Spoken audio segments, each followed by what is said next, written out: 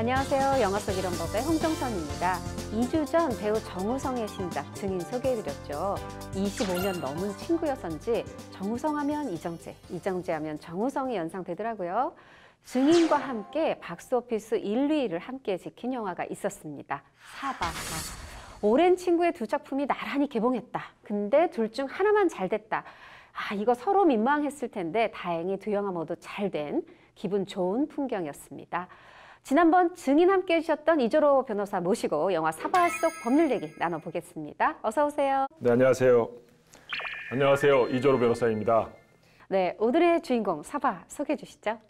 사라지는 소녀들, 그 뒤에 신흥 종교가 있습니다. 사바 함께 하시겠습니다.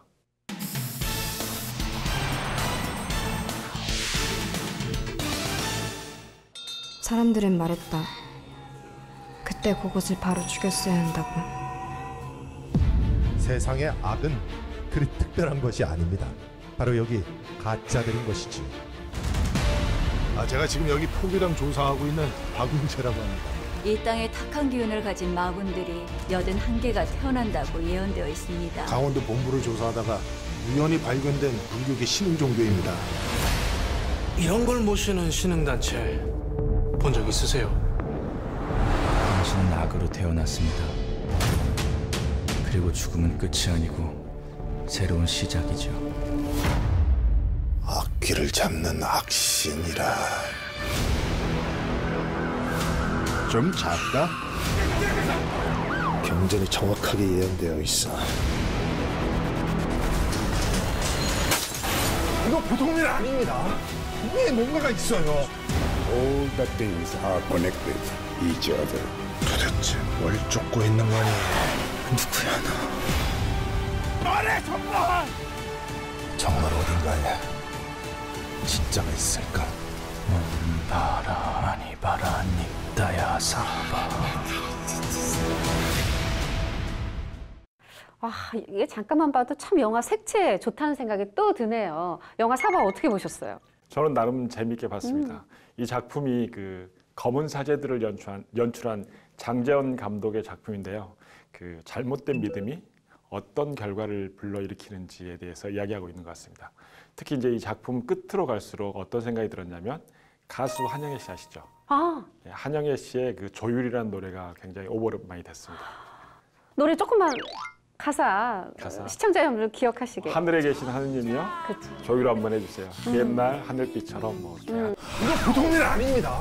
근데 또 사실 이게 배우들 연기가 저는 이 영화를 이렇게 좋게 보게 하는 만족도를 높여주는 어떤 요소가 아닌가 싶은데 이 변호사께서는 어느 배우에게 후한 점수를 주시겠습니까? 저는 이제 솔직히 눈에 띄진 않았지만 영화가 끝난 다음에 기억나는 배우로 한다 하면 박정민 씨 같아요. 그러니까 박정민 씨 이제 그것만이 내 세상에서 이제 서번트 증후군을 연기할 때 굉장히 인상이 기억에 많이 남았는데 여기에서 정다은 씨인가요? 그 연기할 때는 별로 큰 느낌이 없었어요. 영화가 끝나고 난 다음에 좀 기억에 남는 배우 하면 박정민 씨가 아니었나 싶습니다. 맞아요. 정나한. 그게 박정민 씨 연기법인 것 같아요. 자기를 막 어떻게 보면 유아인 씨처럼 막 다 드러내고 돋보이게 하기보다 작품에 충실하게 하는데 끝나고 보면 상당히 생각나는, 말씀하신 것처럼 동주 때도 그랬고요. 처음엔 강하늘 씨가 보이지만 두고두고 박정민 씨가 생각이 나죠. 기자님은 어떤 배우가 인상적이었어요? 아까 제일 처음에 초반에 말했던 그 이정재 씨는 빼고 이제 말씀해 주시죠. 빼고요? 예. 그렇다면 그 금화랑 그의 언니, 그것으로 불리죠. 그 1인 2역을 쌍둥이 자매를 혼자 연기한 이재은 배우 얘기하고 싶어요.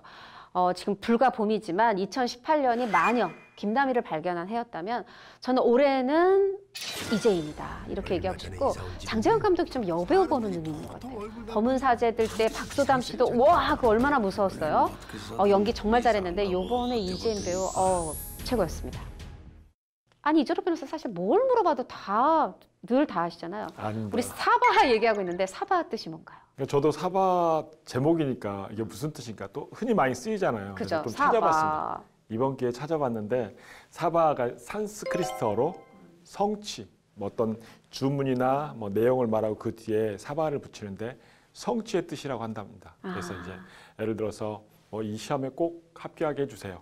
뭐 어떤 일이 꼭 잘 되게 해주세요. 사바하면은 그 내용이 잘 되길 바란다라는 그런 의미로 맞아요. 저 불교 신자는 아니지만 불경 끝에 보면 사바 이렇게 하잖아요. 그런 의미로 저는 우리 영화 속 이런 법, 인기야 올라라 사바하 외치면서 좀만 더 딥하게 들어가자. 자, 질문 들어갑니다. 이 영화에서는 그것이 태어나면서 모든 게 시작이 돼요. 쌍둥이 자매가 태어났는데 한 아이가 사실 뱃속에서 다른 아이의 이 종아리를 먹고 뜯어먹고 자랐어요. 그리고 태어났는데 털복숭이죠. 그래서 이런 아이는 뭐 오래 못 살아 하면서 이름도 짓지 않고 출생신고도 안 하고 그것이라고 불러요. 그리고 다른 아이 하나는 이제 다리를 뜯어먹혔으니까 장애를 갖고 태어나죠. 이 그것이라 불리는 이 아이. 아니 그래도 태어났는데 출생신고는 해야 되는 거 아니에요? 네, 맞습니다. 사람이 태어나면은 출생신고를 해야 됩니다. 예를 들어서 자녀가 태어나면 아들이나 딸이 태어나면은 출생지 관할에 뭐 읍면사무소라든지 주민센터에 출생신고를 해야 됩니다. 이 출생신고를 한 달 안에 하지 않으면 5만 원 이하의 과태료 부과처분을 받을 수가 있습니다. 한 달 안에 하는 거군요. 자, 이번에는 그 무당 얘기 좀 해볼게요. 이 김금순이라는 배우가 연기를 했는데, 저 정말 진짜 무당인 줄 알았는데, 여기 이제 마을에 자꾸 우환이 끓으니까 마을 사람들이 모여서 보수래요. 근데 뭔가 이렇게 신발이 먹히질 않는 거예요. 그러다 보니까 이 무당이 바로 그것이 살고 있는 집으로 가죠. 똑똑똑 아무리 두드려도 할머니, 할아버지 문 안 열어줘요. 그러니까 이 울음소리를 쫓아서 그것이 어떻게 갇혀 있다가 그런 그 창고 앞에 도달하는데 그때 막 그 창고 안에서 뱀이 막 나와요. 으악 놀래고 발목 물려가지고 막 무당하고 함께 갔던 남자가 막 주랭랑을 치죠. 이거 아직 안전히 안으로 집 안으로 들어간 건 아닌데 그래도 주거침입 같은 죄가 될까요? 정확히 들어가면 보통 집 안에 들어가면 주거침입죄라고 생각을 하시는데 집 안에 안 들어간다 하더라도 담을 넘어서 들어가면 주거침입죄가 성립할 수 있습니다. 그러니까 아까 무당 담 넘었다 넘었어. 네. 주거라는 게 집 안만 말하는 게 아니라 단독주택의 마당도 포함되고 그러니까 담 넘어 안에 같은 경우도 법률상으로는 위요지라고 말하는데 그 안에 들어가는 것도 주거침입죄가 성립됩니다. 그럼 만약에 엘리베이터를 딱 누르고 집 안에는 안 들어갔는데 그 집 앞 그 복도까지 갔어요. 그래도? 당연히 거기도 포함됩니다. 보통 우리가 사는 데가 보통 공동주택인데 네. 다가구, 다세대 아파트 같은 경우 복도라든지 또는 계단 여기 같은 경우도 들어가면은 주거침입죄가 성립될 수 있습니다. 그것이 있는 그 창고 앞에 간 또 하나의 인물이 있었죠. 바로 이 정나한 박정민 씨가 그 앞에 갔잖아요. 그럼 박정민 씨도 마찬가지로? 물론 맞습니다. 왜 그러냐면 박정민 씨 같은 경우도 담을 넘어 들어가잖아요. 담 안으로 들어가잖아요. 그렇기 때문에 거기도 주거에 포함돼서 이 주거침입죄 같은 경우는 사실상 주거의 평온을 해치는 범죄인데 담 안으로 들어와서 왔다 갔다 하면 직접 집 안에 안 들어갔다 하더라도 직접 창고 안에 안 들어갔다고 하더라도 주거침입죄는 성립할 수 있습니다. 그 주거침입 얘기를 하니까 제가 질문 하나 더 해볼게요. 이 박 목사 이정재 씨랑 우리 요셉, 이다윗, 이 박 목사를 돕는 요셉이 같이 이 사슴동산이라는 이 어떤 교당? 이런 데를 들어가잖아요. 여기는 사람이 사는 데는 아니고 여러 교인들이 막 왔다 갔다 하는 데인데 그래도 주거침입죄가 될까요? 침입죄가 성립할 가능성이 굉장히 높습니다. 그래요? 예를 들어서 백화점, 마트 같은 데 물건을 사러 간다. 이건 주거침입죄가 아닙니다. 그쵸. 그리고 극장에 영화 보러 간다. 물론 아닙니다. 그리고 법당이나 교회 같은 게 종교적 행사를 위해서 간다. 그 주거침입죄가 아닙니다. 보통 거기는 그런 목적으로 그런 시설이기 때문에 그런 목적이 그런 시설에 맞게끔 들어가는 것은 전혀 문제가 안 되는데 범죄 목적으로 거기를 들어가는 경우는 주거침입죄가 됩니다. 지금 박 목사 요셉 같은 경우는 거기에 이제 법회 또는 뭐 종교적 행사 목적으로 종교적 목적으로 들어간 게 아니라 경전을 훔칠 목적으로 들어갔잖아요. 그렇죠. 그렇기 때문에 주거침입죄가 성립됩니다. 그래서 판례 같은 경우도 예를 들어서 사무실에 직원이 어느 방이든지 들어갈 수 있잖아요. 네. 근데 물건을 훔치려고 들어가면 주거침입죄가 됩니다. 일을 보려고 들어가는 것은 주거침입죄가 아닌데 그 안에 있는 뭐 물건, 귀중한 물건을 훔치려고 들어가면 주거침입죄가 그렇죠. 성립됩니다. 내가 출근하는 곳이어도 일 보러 간 게 아니라 밤에 뭘 훔치러 갔다 그러면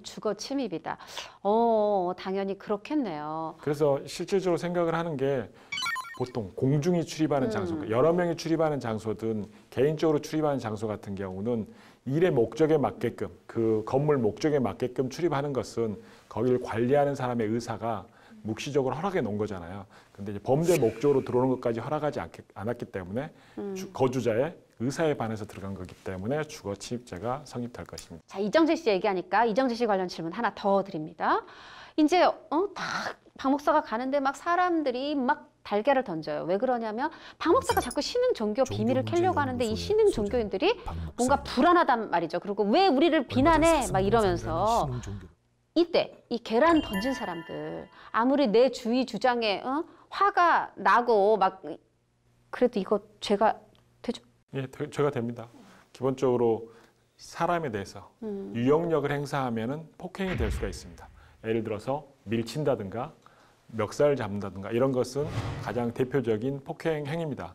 그리고 더더욱 사람들이 이제 착각을 하는 것 중에 물건을 던졌는데 그 사람이 안 맞았다. 그러면 폭행이 아니지 않냐라고 생각을 하시겠지만은 물건을 던졌어. 예를 들어서 베개를 던졌는데 안 맞고 옆에 맞았다. 이것도 폭행에 해당됩니다. 지금 같은 경우 계란을 던져서 맞히잖아요. 그렇기 때문에 폭행에 해당될 것입니다. 그런데 단체 또는 다중의 위력을 보이거나 위험한 물건을 휴대해서 그 폭력을 행사하면은 특수폭행죄가 성립될 수 있는데 지금 같은 경우는 단체라고 한다고 하면은 특수폭행죄도 성립될 여지가 있습니다. 와, 조금 이 얘기 피하고 싶지만 뭐 이 끔찍한 살인사건 얘기를 안 할 수가 없어요. 사바에서 이 바로 연쇄살인에 대한 비밀을 헤쳐가는 과정이 바로 이 영화의 또 과정이기도 하니까요. 그 중에서 어떤 터널 벽 속에 어린 소녀가 이렇게 시멘트로 매장이 됐어요. 죽인 것도 모자라서 거기다가 아우 세상에 이러면 이거 뭔가 더 가중 처벌되지 않나요? 죄가 하나 더 생깁니다. 아, 어떤? 소녀들을 살해했으면 당연히 살인죄가 성립합니다. 근데 살해하고 그대로 두면 살인죄만 성립하는데 이걸 사체를 유기했잖아요. 사체 유기죄도 성립합니다. 예를 들어서 그 사람을 살해하고 뭐 절벽에 버린다든지 물속에 빠뜨린다든지 하면 이런 게 대표적인 사체 유기죄에 해당되는 겁니다. 근데 사람을 빠뜨려서 죽인다든지 절벽에 밀어서 떨어뜨려 죽인다든지 하면 이럴 때는 살인죄만 성립합니다.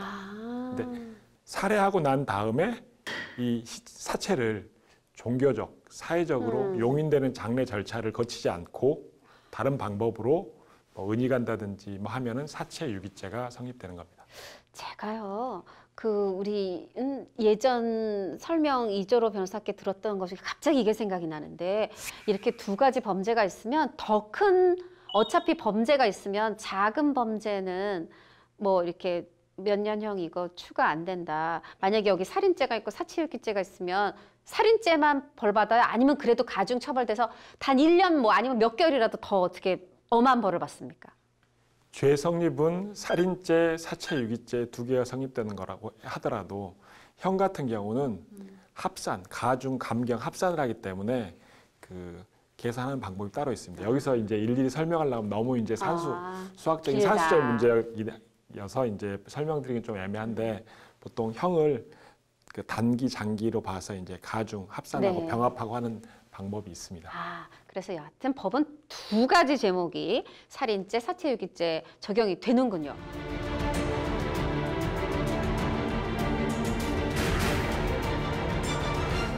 자, 우리가 또 피해갈 수 없는 또 하나의 얘기가 있죠. 이 영화 사바에 아까부터 처음부터 계속 그것 했던 그 존재인데 아무리 얼마 살지 않을 거라고 생각해서 뭐 출생신고도 안 했는데 16년을 살았단 말이죠. 근데 뭐 너무 무서워서 그랬는지 모르지만 이 할머니 할아버지가 거의 막 뭐 무리해서 개 키우듯이 막 그렇게 키웠어요. 이거 뭐 아동학대랄까 뭐랄까 뭔가 좀 처벌 받지 않을까요? 처벌 받습니다. 그죠? 애를 태어났는데 아무리 털이 있다든지 한다고 해서 무서울 게 뭐가 있겠습니까? 근데 애를 그렇게 가둬놓는다는 것 자체가 그냥 느낌상으로 죄가 됩니다. 근데 실질적으로도 감금해 놓는 거잖아요. 그쵸. 사람을 체포 감금하면은 체포 감금죄에 해당되는데 애 같은 경우를 계속 창고에 그리고 쇠사슬을 채워 놓는 것 같은데 그럴까지 하면은 체포 감금에 해당될 뿐만 아니라 이 애 같은 경우 16세에 사망을 하는데 그 아동 학대 범죄 처벌 등에 관한 특례법을 보면 아동은 18세 미만이에요. 그래서 이게 학대에 해당됩니다. 그래서 사망까지 이르게 만들었다면 아동 학대 치사까지도 될 수가 있습니다.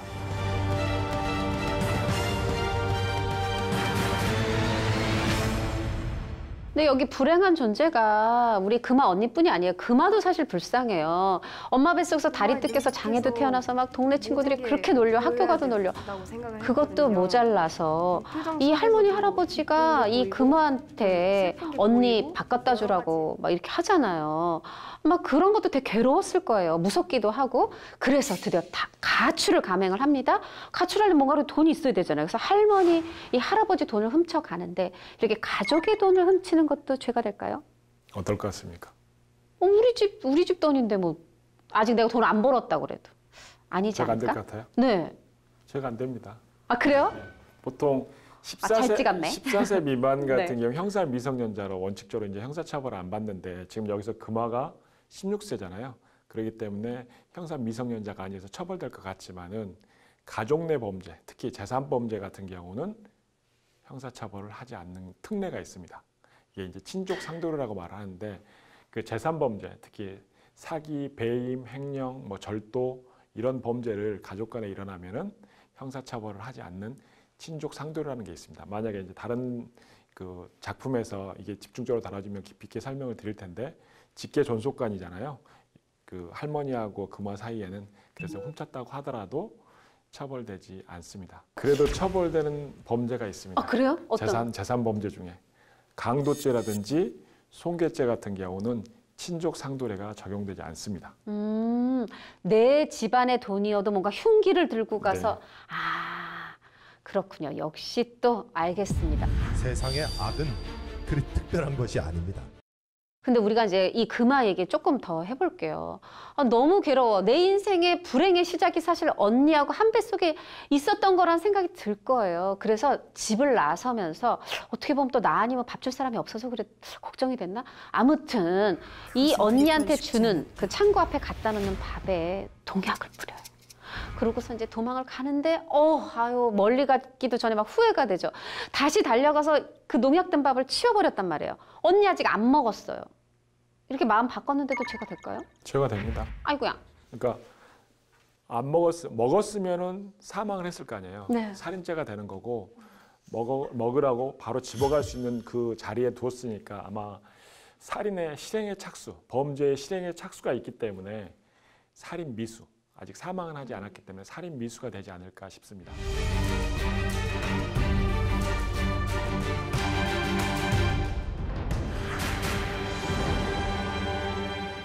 이 가출한 우리의 이 금아를 납치하잖아요. 왜 그러냐면 이 지금 영화 속에서 계속해서 이 사라지는 소녀들이 사실은 이 교주의 어떤 영생과 관련된 그런 이제 연쇄 살인 사건이잖아요. 그래가지고 막 테이프로 묶고 막 땅을 파가지고 막 땅에 묻으려고까지 했어요. 묻지는 않고 다행히 뭐 그렇게 됐지만 이것도 죄 받아야 되지 않나요? 이것도 이제 살인 미수가 되냐, 살인 예비 음모가 되냐의 문제인데 땅을 파서 이제 묶어놨잖아요. 그 말을 묶어놓고 네. 땅을 파는 행위 자체를 살인의 실행의 착수로 볼 것인가 아닌가가 문제가 될 것 같아요. 실행의 착수로 보면 살인 미수가 되는 거고 실행의 착수로 보지 않으면 살인죄 예비 음모로 처벌됩니다. 보통 예비 음모죄는 처벌되지 않는데 살인죄나 강도죄 같은 강력범죄 같은 경우는 예비 음모도 처벌하고 있습니다. 최소한 실행의 착수로 보지 않는다고 하더라도 땅판 행위는 살인의 예비 음모, 이걸 실행의 착수로 보면 살인 미수로 볼 수 있습니다. 살인 미수. 자, 그러면 또 하나 질문 들어갑니다. 이 정나은의 죄가 또 하나가 있어요. 뭐냐면 바로 자기를 계속 추격해오는 그 박 목사를 또 죽일 생각을 하고 이번에는 너 죽어거나 땅 파는 정도가 아니라 더 적극적으로 차를 쫙 몰고 가다가 이 박 목사 차 앞으로 간 다음에 후진해가지고 쾅 박아요. 그리고 와가지고 차를 부수고 그 안에 있던 그 어떤 박 목사가 모은 이정재가 모은 서류까지 무단으로 훔쳐가지고 가버려요. 죄가 지금 한두 개가 아닌데 아닌 것 같은데 다 하나 조목조목 짚어주시죠. 죄가 많이 됩니다. 그래서 예를 들어서 차를 박잖아요. 네. 차가 위험한 물건, 흉기이기 때문에 특수 폭행 또는 특수 상해가 될 수 있습니다. 그래서 통상적으로 박 목사가 2주 이상의 상처를 입었다라고 하면 특수 상해, 그 이하라 가면 특수 폭행죄가 성립될 수가 있고, 그리고 차가 부서졌잖아요. 네. 재물 손괴, 아까 말씀드렸듯이 특수 재물 손괴가 될 수도 있습니다. 재물 손괴. 그리고 박 목사가 수집해 놓은 자료를 훔쳐갔으니까 이건 절도가 될 수가 있습니다. 아, 그렇군요.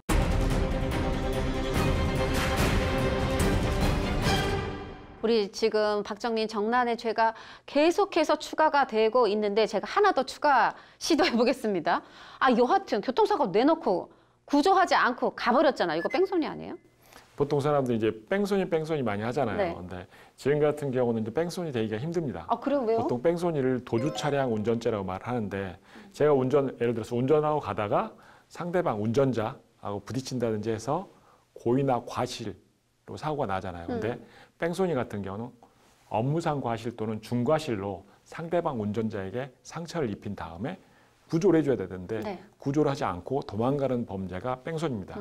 뺑소니가 되려고 하면은 고의로 그 사람에게 상처를 입힐 게 아니라 입히는 게 아니라 과실로 입혔을 때 뺑소니가 되는 거지, 고의로 입혔을 때는 특수폭행이나 특수상해가 성립됩니다.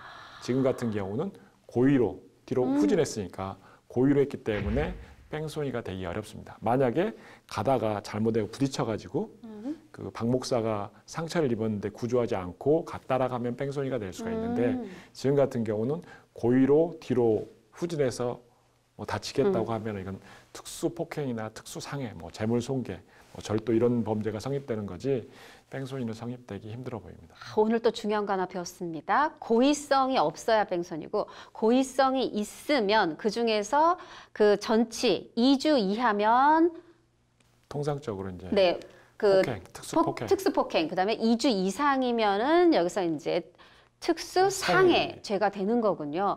아, 또 이렇게 쏙쏙쏙 들어오네요. 자, 어느덧 얘기하다 보니까 벌써 마지막에 이르렀는데, 제가 늘 이조로 변호사께 여쭙는 겁니다.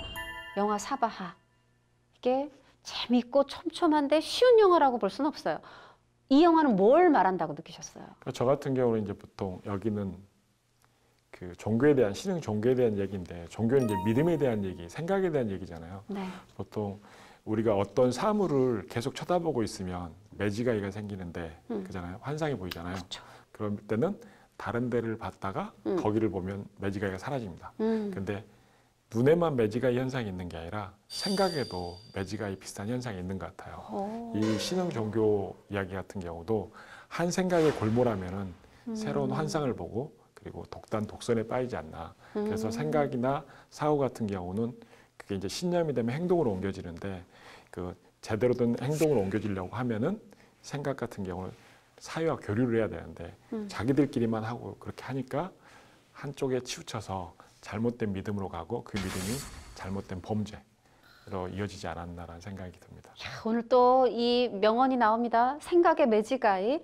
저는 어떤 인간의 탐욕을 생각해 봤어요. 뭐냐면 진시황도 그렇게 온갖 걸 다 누리고도 영생불사하겠다고 그 많은 사람을 죽여가며 어디 가서 뭐 불사초 찾아와라 뭐 난리 폈잖아요. 이 영화 속 교주, 우리가 아무리 영화 이제 개봉 뒤에 소개를 한다고 해도 IPTV가 있으니까 제가 교주가 누구라고 말씀드릴 수 없지만, 그 교주 사실 늙지 않는 그 대단한 혜택을 신으로부터 받아 놓고도 또 죽지 않겠다고, 그것에 어떤 자신의 영생불사를 해서 어떤 특정한 장소에서 특정한 때 태어난 전체 애들을 죽이겠다고 16년을 지금 연쇄살인을 이어온 거잖아요. 인간이 아니게 하는 것, 그게 탐욕이 아닌가 하는 그 탐욕의 무서움을 좀 생각해 본 영화였습니다. 오늘은 여기까지 말씀 나눌게요. 고맙습니다. 감사합니다. 2019 골든글로브와 아카데미의 감독상은 한 사람에게 주어졌습니다. 바로 멕시코 출신의 세계적 감독 알폰소 쿠아론인데요. 가깝게는 5년 전 우주에 대한 새로운 접근을 보여준 그래비티로 골든글로브와 아카데미에서 감독상을 탔죠. 007 퀀텀 오브 솔로스, 파네미로 오피리아 세계 열쇠 같은 블록버스터 액션도 쿠아론이 하면 다르다, 이런 새로움을 보여준 적도 있었고요. 위대한 유산이나 칠드런 오브맨 같은 명작도 그의 연출작인데요. 꼭 세계적 감독이어서가 아니라 그의 신작 로마 추천해드리고 싶습니다. 아주 많은 이야기를 품은 좋은 영화인데요. 가족이란 무엇인가, 결혼하기만 하면, 피를 나누기만 하면 가족인지, 어려운 때를 함께 해주는 사랑과 헌신이 서로 다른 남을 가족으로 만들어주는 것인지 생각해보며 이 로마를 보는 것도 하나의 재미있는 접근법이 되지 않을까 싶습니다. 저는 다음 주에 다시 올게요. 고맙습니다.